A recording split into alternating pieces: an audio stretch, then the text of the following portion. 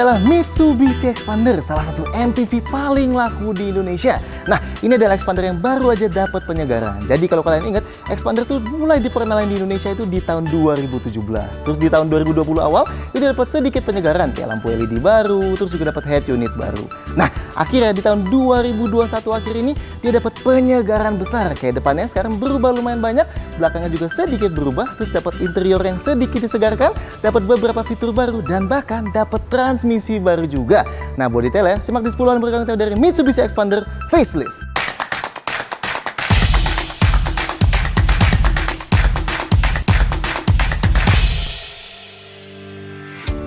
Satu, varian. Deretan varian Xpander nggak berubah sih sama sebelum ini. Jadi, varian GLX yang dulu banget itu tetap nggak ada ya.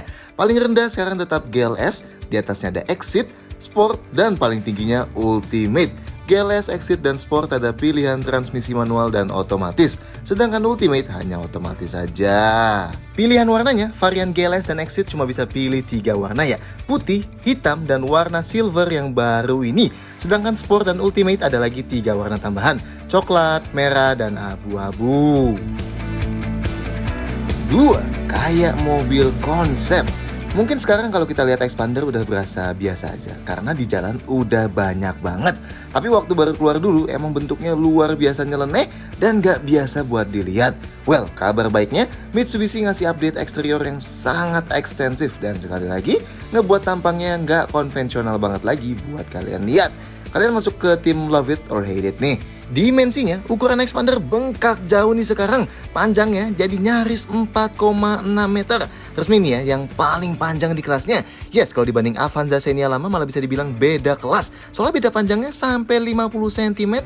Kalau dibanding sama Veloz yang baru pun masih lebih panjang, meski lebarnya sama ya. Tentunya lebih panjang dan lebih lebar dibanding Avanza baru. Dan begitu pula dibanding R3 atau Mobilio. Anyway, Mitsubishi bilang temanya kali ini lebih ke advance dan progresif. Kita yakin ini ngikutin tema desain baru Mitsubishi yang dipakai di Outlander-nya yang baru juga, yang di luar negeri. Depannya dirombak abis, grillnya sekarang jadi lebih tebal-tebal gini dan dibuat langsung nyambung ke radiator grillnya. Hitam-hitam semua nih dan tetap nyambung ke lampu yang paling atasnya ya. Oh, dan panel chrome yang ngebentuk huruf X itu juga sekarang jadi makin tebal. Plus panel yang ngitarin housing fog lamp di paling bawah juga bikin lower partnya nggak polos-polos banget. Oke, tapi kita wajib banget lah ngomongin lampu baru yang bentuknya kayak huruf T menyamping ini. Dalamnya kelihatan luar biasa keren buat mobil sekelas ini. Dengan masing-masing ada 3 proyektor besarnya gitu. Detail cahaya lampunya di nomor setelah ini ya. Sampingnya, ubahannya jauh lebih minim, tepatnya sih ada di velgnya ya. Sekarang jadi tambah gede nih, jadi 17 inci kayak di Xpander Cross. Dan pakai desain dual tone yang baru gini, dengan ban 20555 R17. Yes, akhirnya Xpander pakai ukuran ban yang lebih proper buat badan segede gitu. Nah, velg plus ban yang berubah ini juga ngubah ground clearance dia nih. Dari tadinya 205 mm, sekarang jadi 220 mm. Meski ini sebagian juga karena ada revisi suspensi sih, yang nanti kita detailin di nomor 9 ya. Sisanya sama dari samping. Dari bentuk jendela pilar C yang unik, list chrome di bawah jendela, spion dikromin buat varian Ultimate, dan handle pintu chrome ini. Belakangnya unik nih, aksen ala huruf X yang dulu ada di pintu bagasinya sekarang dihilangin. Dan kalau lihat sekilas, sekarang belakang Xpander juga dibuat mirip sama Outlander yang baru sih ya. Reflektor yang dulu horizontal sekarang dibuat vertikal. Dan panel tambahan di paling bawah juga dipisah garis hitam kecil yang kebetulan didudukan sensor parkirnya yang sewarna hitam itu. Coba lihat bagian dalam lampunya deh. Temanya sama kayak di depan ya, kayak huruf T yang ditidurin gitu. Tapi gimana? Kalian suka nggak ubahan tampangnya Xpander ini? 3. Lampu LED unik. Nah, ini dia centerpiece dari desain depannya Xpander yang baru. Lampunya yang kelihatan unik banget. Detail lampu depannya ini nggak ada di arel ya. Lampu kecilnya yang di atas LED dan jauh lebih terang nih dibanding lampu kecil yang dulu. Lebih mengotak-ngotak juga. Lampu besarnya gabungan 2 proyektor LED sisi luar plus LED non proyektor yang paling luarnya. Kelihatan unik banget sih ini. Lampu jauhnya LED proyektor yang paling dalam ya. Sedangkan lampu seinnya tetap halogen di paling atas dan fog lampnya juga tetap halogen. Kalau pakai lampu jauh full nyala semua tuh heboh. Lampu belakangnya Lampu malamnya jadi LED kayak huruf T atau Thor's Hammer gini. Mantap, lebih rata sekarang merahnya. Lampu remnya jadi LED juga yang atas, lampu seinnya halogen, dan kayak sebelumnya, lampu mundurnya tetap LED.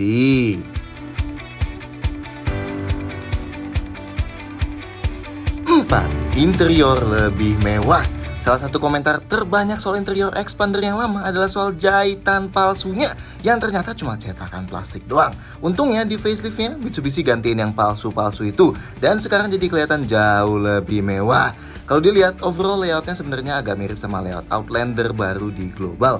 Soalnya sekarang dashboardnya jadi lebih rata kayak tembok gini dan dengan head unit yang floating gini. Di tengah-tengahnya nggak ada lagi knob AC besar yang ganggu desain overallnya.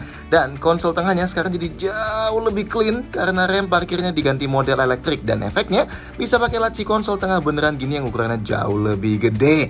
Layout tombol di sebelah kanan dashboard juga berubah jadi lebih banyak slotnya gini sekarang. Setirnya juga model baru nih, tetap 3 spokes tapi pakai model yang batangnya lebih rata. Somehow ada mirip-miripnya ya sama yang dipakai di Evo 10 dulu, meski nggak sama sih. Dan udah dilapis kulit nih, campuran yang biasa dan perforated. Nice! Bahan di dashboard yang paling atas emang masih plastik yang sekali lagi normal banget buat sebuah low MPV. Tapi di bagian yang rata itu sekarang dikasih lapis kulit dan yang atas ada jahitan benerannya. Yang bawah lapis kulit empuk aja. Dan di tengahnya ada panel kayu yang kelihatan lebih real dibanding yang dipakai di varian Ultimate dulu. Pintunya juga meski paling atasnya tetap plastik, tapi sekarang udah nggak ada lagi jahitan ala-ala. Yang dulunya cetakan menggembung-gembung juga sekarang diganti tuh jadi lapis kulit empuk gini. Begitu juga buat sandaran tangannya. Oh, dan yang ada di sekitar tombol jendela, kalau dulunya piano black dan gampang banget kena kotor sidik jari, sekarang jadi aksen ala karbon gini. Not bad. Pintu belakangnya juga sama ya, tetap ada bahan empuk-empuknya. Kayak dulu juga, storage di dalam sini tetap luar biasa banyak dan nambah penyimpanan pintar nih. Kayak tempat kartu di bawah kontrol AC sini dan di balik laci konsol tengahnya bisa dijadiin tempat tisu tuh. Dan di balik armrest tengah baris kedua juga sekarang jadi ada cup holdernya. Nice. Oh, dan di titik yang minor kayak knob AC belakang aja sekarang dibuat jadi lebih premium gini nih. Oke lah.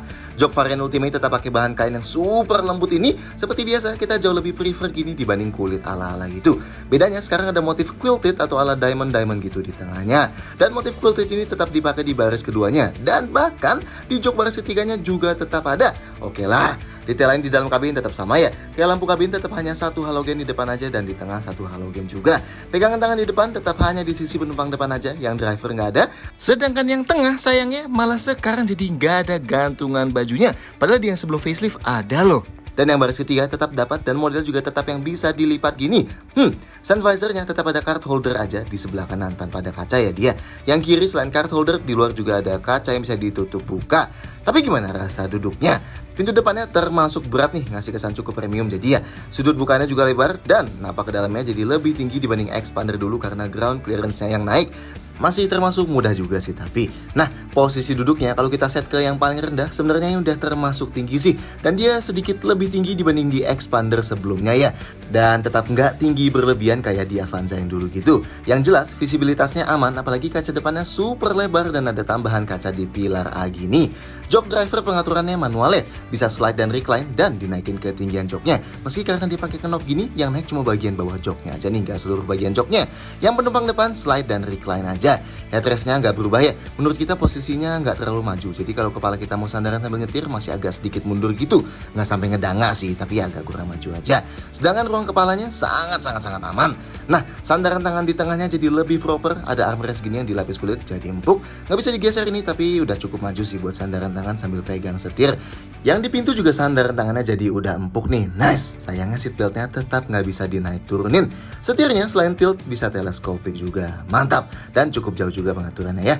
Buat sandaran kaki kiri driver ada gundukan kecil tapi nggak ada pad plastiknya. Oke, sekarang kita ke baris kedua. Pintu belakang sini lebih berat lagi dibanding yang depan karena ukurannya emang lebih panjang ya. Bukannya juga lebih lebar dan kita masuknya masih gampang.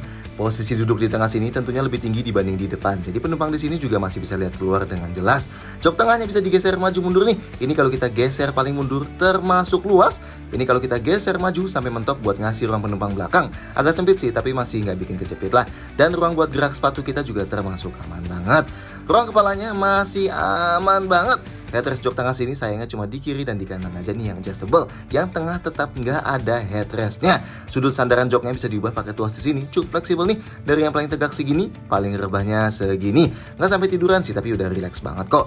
Buat sandaran tangan di pintu kayak di depan juga udah dilapis kulit jadi empuk. Dan tetap kayak sebelumnya, di tengah sini bisa kita jadiin armrest. Tapi dia bakal ngebolongin tengahnya sini jadi kayak semi-semi captain seat gitu ya.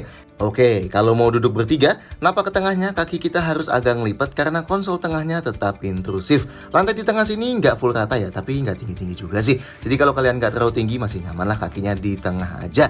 Dudukan joknya di tengah sini sedikit lebih tinggi dan sedikit lebih keras. Dan buat sandaran ini cukup empuk tapi emang lebih maju dari kiri kanannya. Dan karena nggak ada headrest, jadi orang dewasa sandaran udah pasti ngedanga kepalanya. Seatbelt di tengah sini 3 titik ya. Sekarang kita ke paling belakang. Kalau dari sebelah kiri sini, kita bisa lipat satu aja joknya pakai tinggal tarik tuas ini aja. Nanti dia bakal langsung terpental gini atau one touch tumble ya. Dan kita bisa ke belakang. Kalau dari yang sebelah kanan, dia one touch tumble juga pakai tuas ini. Tapi yang mental 2 jok ya, yang kanan dan yang tengah. Nah, duduk di baris ketiga, ada 2 headrest adjustable ya. Jarak dari lantai ke dudukan joknya cukup tinggi meski nggak setinggi di R3 baru. Jadi sudut paha kita meski masih naik sedikit. Yang artinya kalau kalian di atas 170 cm bisa lebih cepat pegel buat duduk jalan jauh di belakang sini. Tapi kalau kalian di bawah 170 cm bakal masih aman banget. Sudut sandaran joknya juga bisa diubah-ubah nih, cukup fleksibel. Plus bagian bawah joknya ikut gerak juga ya, dan kepisah kiri kanannya. Ini yang paling tegak, dan ini yang paling rebah. Cukup rileks sih hitungannya buat baris ketiga. Kurang kepalanya buat kita yang 173 cm. Kalau kita senderan udah sangat mepet nih. Kalau kepala kita majuan masih lumayan sih, meski nggak bisa dibilang lega ya. Oke, ruang kakinya. Ini kalau jok tengahnya kita majuin mentok, termasuk masih luas banget. Tapi kalau kita mundurin mentok, ya udah nggak muat kaki kita. Kalau dimajuin setengah masih aman lah. Ruang gerak sepatunya nggak terlalu luas sih, tapi nggak sampai kejepit banget juga. Dan di kiri kanan sama-sama ada buat sandaran tangan yang cukup besar gini. Dan jendela paling belakangnya meskipun nggak segede di R3, tapi udah cukup besar buat ukuran low MPV gini. Jadi nggak ngasih kesan claustrophobic di dalam. 5. Fitur tambah lengkap. Meski dari sebelum ini aja fitur expander udah termasuk banyak di kelasnya, faceliftnya ini ngebuat jadi tambah lengkap lagi. Yang paling baru, rem parkirnya dari model manual sekarang dibuat jadi elektrik gini nih. Yes, pertama nih di segmen low MPV ada yang pakai electric parking brake. Buat kalian yang gak familiar cara pakainya, buat non-aktifin tinggal ditekan sambil injak rem aja, dan buat aktifin tinggal tarik sambil injak rem. Simple. Dan ada brake hold juga, atau di Mitsubishi disebutnya brake auto hold. Pada dasarnya, sistem ini bakal nahan remnya kalau kita udah berhenti. Jadi, kalau lagi macet atau lampu merah, kita cukup injak pedal rem sampai mobilnya stop, gak usah kita tahan terus-terusan. Nanti mobilnya bakal stop terus sampai kita injak pedal gas lagi, baru jalan lagi. Nice! Lanjut, yang baru lagi. Sekarang ada idling stopnya, atau Mitsubishi nyebutnya auto stop and go. Intinya ini bakal matiin mesin pas kalau kita lagi ngerem sampai berhenti supaya ngehemat bahan bakar. Pas mau jalan lagi, kita lepas pedal rem atau injak pedal gas, baru deh mesinnya nyala lagi. Mantap! Siapa yang selalu nyariin autolock di expander nih? Akhirnya sekarang ada speed sensing ya modelnya. Alias kita jalan sampai sekian kilometer per jam, nanti semua pintunya bakal kunci sendiri. Akhirnya! Lanjut, AC-nya nggak lagi bulat-bulat knob full manual, sekarang digital, ada layarnya gini. Sayangnya masih manual sih, tapi minimal kelihatan lebih modern. Nah, yang kiri buat atur kecepatan kipas dan yang kanan temperatur. Ada defogger kaca belakang dan max cool buat langsung ke set paling dingin semua. Ada buat area angin ke kaki juga, tapi kita kok nggak bisa nemuin defroster kaca depan yang sebelumnya ada di pengaturan arah angin ya? Apakah jadi nggak ada di sini? Lanjut, input di mobil berubah ya. USB port di depan varian Ultimate nggak lagi nemplok di head unit kayak dulu. Sekarang akhirnya terintegrasi di bawah sini. Jadi kabel nggak keplek-keplek kalau kita colok HP pakai USB. Tetap ada satu power outlet di depan, tapi power outlet yang di dalam konsol tengah jadi nggak ada. Sekarang jadi buat baris kedua diganti USB port Type A, dan buat pertama kalinya di kelas low MPV ada USB port Type C. Nice. Dan power outlet di baris ketiga tetap ada ya. Head unitnya baru juga nih. Varian Sport dan Ultimate jadi pakai layar sentuh 8 inci dari sebelumnya 7 inci. Dan Exit GLS sekarang jadi layar sentuh 7 inci ya. Di bawahnya jadi bukan tombol fisikal, tapi jadi tombol kapasitif. Kelihatannya ini pakai model dari Sony lagi, yang dipakai di Expander Facelift 2020. Tapi model yang lebih gede dan lebih baru sih. Kayak sebelumnya ada Apple CarPlay atau Android Auto juga kalau kalian colok pakai kabel. Jadi bisa pakai Google Maps, Apple Music, Spotify, Waze, dan lain-lain. Dan bisa diganti ke web link juga, misalnya mau sambil nonton YouTube gitu. Sisanya standar sih, ada radio, Bluetooth, dan teleponi, USB, AV input, dan settingsnya kayak head unit dari Sony lainnya bisa detail banget buat pengaturan audionya. Oke lah. MID-nya masih mirip tapi desain sekitarnya lebih baru aja. Dan ada info baru sih. Ada indikator gigi di tengah, informasinya termasuk trip A dan trip B, sisa jarak berkendara dan ecometer, konsumsi BBM rata-rata, kecepatan rata-rata dan konsumsi BBM instan, indikator eco dalam bentuk daun yang sekarang jadi digabung sama stopwatch buat udah berapa lama sistem auto stop go-nya aktif. Dan ada pengingat servis. Tetap ada menu settingsnya ya. Kita bisa ubah setiap indikator tadi bakal otomatis reset di tiap kali trip, atau kalau kita set manual bisa ubah satuan unit, ubah temperatur dari Celsius ke Fahrenheit, ubah-ubah bahasa jadi cukup banyak pilihannya. Bunyi bip bip bip di sekitar kita tekan tombolnya bisa ilangin juga. Alarm pengingat capek berkendara yang waktunya bisa kita set mau muncul setiap berapa jam. Bunyi lampu sein juga bisa kita ganti. Bunyi pertama kayak gini, dan bunyi kedua kayak gini. Dan terakhir bisa mati nyalain indikator eco real time. Dan pas kita matiin, bakal muncul rangkuman auto stop go-nya tadi. Sisanya sama sih. Jadi kalian yang nungguin fitur kayak auto headlight, sunroof, atau yang lainnya lagi harus nunggu expander selanjutnya lagi. Tapi dari mini survei yang kita lakuin sih, emang fitur yang paling ditunggu pengguna expander lama sih AC digital sama auto lock ya. Mungkin karena dari sebelumnya aja fitur expander udah termasuk banyak. Varian Ultimate tetap ada cruise control tentunya buat ngeset kecepatan konstan. Setir kirinya isinya tetap kontrol audio, teleponi, dan voice command ya. Dan jenis tombolnya juga sama kayak sebelumnya. Lampunya tetap manual dan tetap ada logo fog lamp belakang meskipun gak ada fog lamp belakangnya aslinya. Sedangkan wipernya ada intermittent variabelnya. Nice. Varian Sport dan Ultimate tetap ada passive keyless entry nih. Jadi kalau mobilnya dikunci, remote-nya tinggal dikantongin aja. Deketin mobilnya dan klik tombol hitam ini di handle-nya. Nanti kuncinya kebuka plus spionnya juga langsung kebuka tuh. Buat kunci lagi tinggal klik lagi aja dan nanti kekunci sekaligus spionnya nutup lagi. Ada tombol start stop mesinnya juga ya. Fitur pinter e-text buat lampu yang nyambut kita pas kita buka kunci, atau follow me home, atau switch jendela yang masih bisa dioperasikan beberapa saat habis kita matiin mesin juga tetap ada. Dan jendela yang auto up down yang sisi driver ya. 6. Safety sama aja. Nah, meskipun fiturnya nambah drastis, tapi fitur keselamatannya nggak ada yang berubah nih di expander varian tertinggi sekalipun. Jadi kalian yang nunggu safety aktif kayak rem otomatis gitu di Avanza varian tertinggi, kalian harus kecewa. Airbagnya sampai varian Ultimate ini pun tetap hanya ada 2 aja ya di depan. Cukup, tapi emang buat harga segini kita bisa berharap lebih sih. Rem depan cakram, rem belakangnya masih tromol juga. Sedangkan sistem rem ABS dan EBD ada di semua varian. Nah, brake assist sekarang ada di semua varian nih, kalau tadinya di Sport dan Ultimate doang. Stability Control atau di Mitsubishi disebutnya ASC atau Active Stability Control, dan Traction Control atau TCL tetap ada. Dan sekarang buat semua varian. Dan ada Hill Start Assist juga. Jika lo di tanjakan kita berhenti dan lepas pedal remnya, rem mobilnya bakal ketahan beberapa detik supaya kaki kita bisa dikasih waktu buat pindah dari pedal rem ke pedal gas biar mobilnya nggak merosot. Dan ini juga buat semua varian ya. Sensor parkir 2 titik tetap ada, meski tetap warna hitam, tapi sekarang lebih tersembunyi sih di bumper yang bagian hitamnya juga. Nggak bisa dimati nyalain dari dalam dan nggak ada indikatornya ya. Ada kamera mundur juga, ada garisnya tapi statis ya, nggak ikut belok pas kita belokkan setir. Ada dudukan ISOFIX juga di jok baris kedua buat masukin jok bayi. Dan terakhir semua varian ada immobilizer dan alarmnya. 7. Transmisi baru. Mesin yang dipakai expander nggak berubah sih, tetap mesin 1500cc berkode 4A91. Tenaganya tetap 103 HP atau 105 PS dan torsinya 141 Nm. Bukan angka yang spesial banget sih, mirip outputnya mesin R3 dan Veloz yang baru. Nah, yang baru di sini transmisi otomatisnya. Kalau dulu transmisi otomatisnya expander pakai jenis transmisi konvensional torque converter 4 percepatan, sekarang diganti jadi CVT. Kita belum nyoba jadi gimana sih rasanya. Tapi Mitsubishi bilang penggunaan CVT ini supaya konsumsi BBM-nya lebih baik lagi dan supaya akselerasinya berasa lebih halus ala ada gigi 8. Tombol di ujung giginya beda nih. Sekarang jadi buat masuk ke gigi S buat nahan di putaran mesin lebih tinggi ya. Sebelumnya kan dia overdrive off tuh. Sedangkan transmisi yang manual tetap sama, 5 percepatan. Tentunya expander tetap penggerak roda depan ya. 8. bagasi dan storage. Oke, bagasinya expander baru ini udah nyambung ke passive keyless entry. Dan ada yang baru nih, jadi kalau mobilnya kekunci, remote-nya tinggal kita kantongin. Nah, kalau di yang dulu kita harus tekan tombol kecil ini dulu baru bisa kebuka handle-nya. Sekarang handle-nya jadi model electronic switch gini. Jadi kita bisa langsung klik ini aja buat langsung buka pintu bagasinya. Nice, sisanya benar-benar sama persis kayak expander sebelum facelift. Bibir bagasinya termasuk sangat mengotak, jadi gampang buat masukin barang yang lebar. Meski bibir lantainya termasuk cukup tinggi dari tanah, jadi agak PR ya kalau mau angkat barang yang berat-berat banget. Lantai bagasinya rata nih sama bibirnya, jadi kalau mau keluarin barang dari dalam tinggal ditarik aja.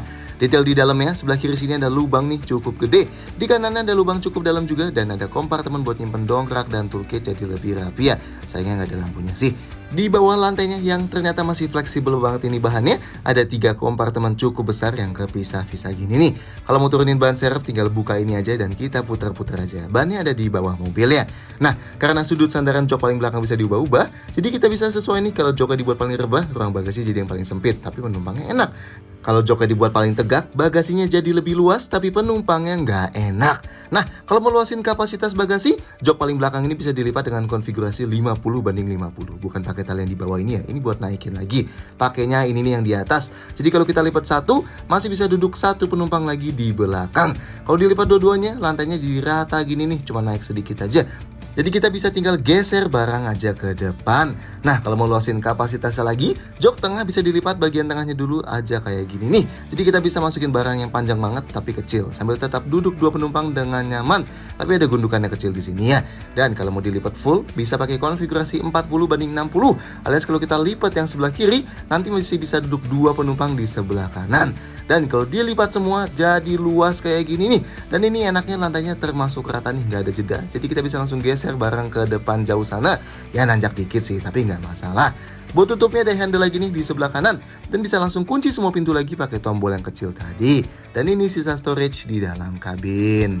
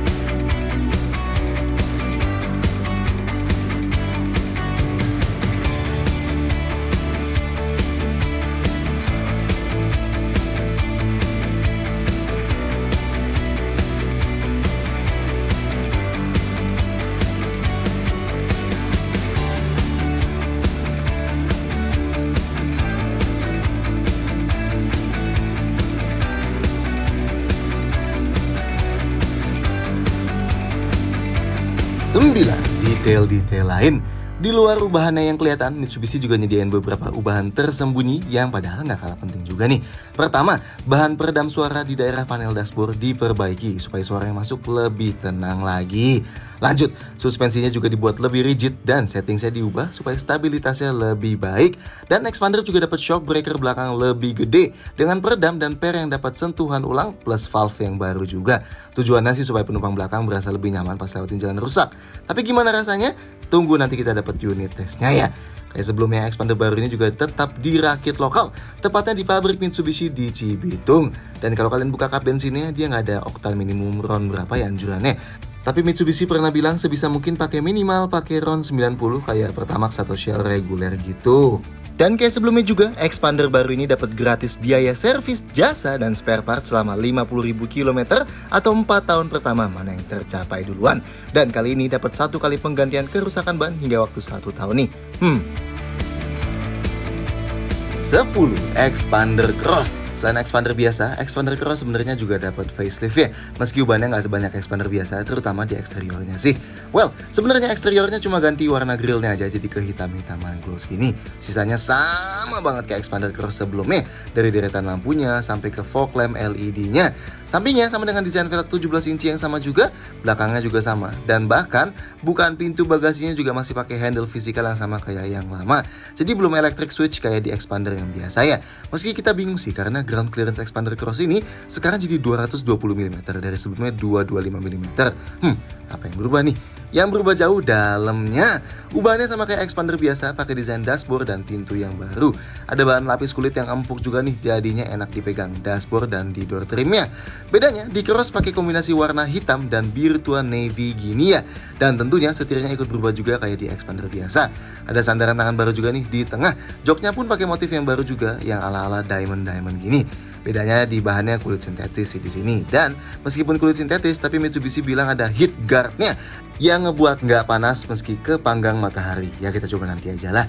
Penambahan fiturnya juga mirip kayak di expander biasa. Ada rem parkir elektrik yang ada brake hold-nya, ada idling stop-nya, AC digital. Satu-satunya yang beda cuma head unitnya aja di sini. Sekarang jadi lebih gede nih, 9 inci dibanding 8 inci di expander biasa. Selain layar sentuh, di bawah ada tombol kapasitifnya. Ada Apple CarPlay dan Android Auto juga ya. Kelihatan sedikit lebih gede aja sih di sini. Sisanya sama, bisa buat USB, iPod, Bluetooth. Sebenarnya kalau kalian lihat settingsnya, ini interface yang mirip kayak yang dipakai di banyak produk Toyota di Indonesia sih. Oh, dan kalau di expander biasa hanya ada satu USB port di depan, di cross jadi ada 2 kayak gini. Ini MID-nya pasti nyalain, sama sih selain desain speedonya yang sedikit baru. Sekarang jadi ada indikator idling stop-nya juga di sini. So gimana kalian soal Mitsubishi Expander facelift ini? Silahkan sampaikan di komentar di bawah. Klik like dan jangan lupa subscribe. Nanti kamu juga mengenai video-video kayak gini lainnya. See you next time.